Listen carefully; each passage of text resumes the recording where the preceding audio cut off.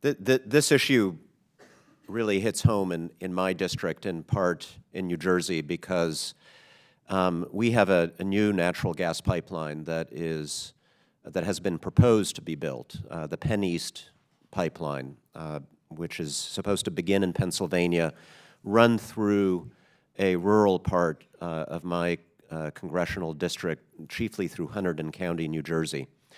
It's a pipeline that will run through people's front yards and backyards, through farmland. I have never seen an issue in my short time in politics that is more unifying to members of my community. They're all against it for a whole range of reasons, concerned about impact on the environment, a desire not to give up farmland and property in which they've invested years of their lives. But setting all of those issues aside, there's also the question of safety. I have stood on people's front porches who've shown me pipeline route that will be running within feet of their homes. And given all of the accidents that have happened around the country, they are naturally concerned.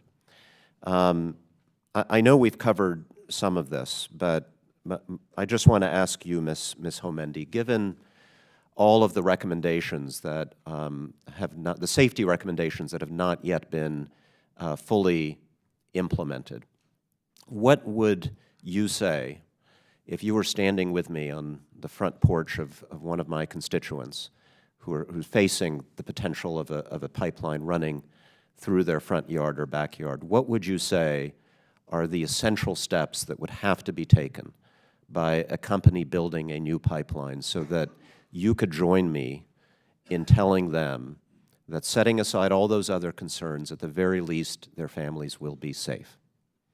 What would be your specific checklist? Well, the checklist would obviously be that they have to comply with the existing standards, but then we have a number of other ones that we've recommended: automatic shutoff valves, proper leak detection, proper inspection, repair of pipelines, and frankly, strengthening the integrity management program.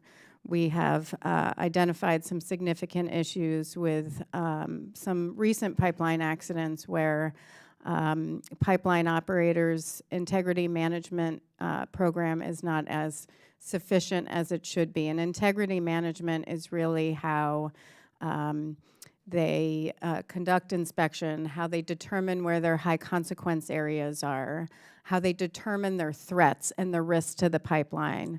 If they just look at what's happened over the last couple years and not really much broadly, they may determine that it's a different threat. But I'm going to be honest with you. At the beginning of my testimony, I said pipelines are one of the safest modes of transportation, but you can't guarantee there will never be an accident.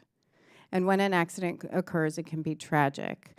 The best we can do is continue to advocate for safer and safer systems. And while the NTSB does not have a role in the planning or the permitting of a new pipeline, we do urge adoption of our existing and future safety recommendations to ensure pipeline safety. Thank you. And in the case of a new pipeline, and again, I understand that's not formally your role, but would your office be willing to work with ours to look at plans for a new pipeline and advise us as to whether they live up to the highest standards that you're recommending?